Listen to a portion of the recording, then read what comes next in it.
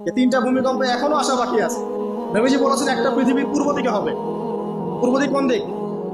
এই যে Indonesia, Malaysia, Bangladesh, Pakistan, Myanmar, আপনার শ্রীলঙ্কা, এই পুরো কন্টিনেন্ট পূর্ব দিক, পৃথিবীর পূর্ব দিক। কোন কান্ট্রি এটা তো বলা হয়নি, পূর্ব দিক বলা হয়েছে।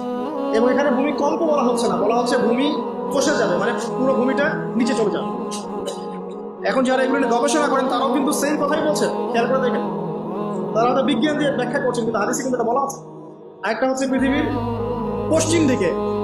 আর পশ্চিম দিকে কেন হবে জানেন? সমকামিতার কারণে, সুদের কারণে, জেনার কারণে, পর্নোগ্রাফির কারণে, এবং সারা বিশ্বকে তার যে জুলুমটা করছে, এই জুলুমের প্রতিফল হিসেবে আল্লাহ পাক ঘোষিত।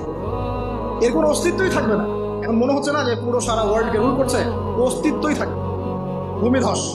আরেকটা হচ্ছে পৃথিবীর মাঝখানে। মাঝখানে কারা আছে বলেন? মাঝখানে আমাদের আমিরুল মুমিনিনরা আছে নাকি? যারা গান বাজনাকে উন্মুক্ত করে দিচ্ছে, যারা পর্দা শিথিলতা নিয়ে আসছে, হ্যাঁ, যারা ইসরায়েলের সাথে আঘাত করছে, এরা আছে, আমিরুল মুমিনিনরা আছে। তো সেখানেও একটা ফিতনা অপেক্ষা করছে, অপেক্ষা করতে থাকেন।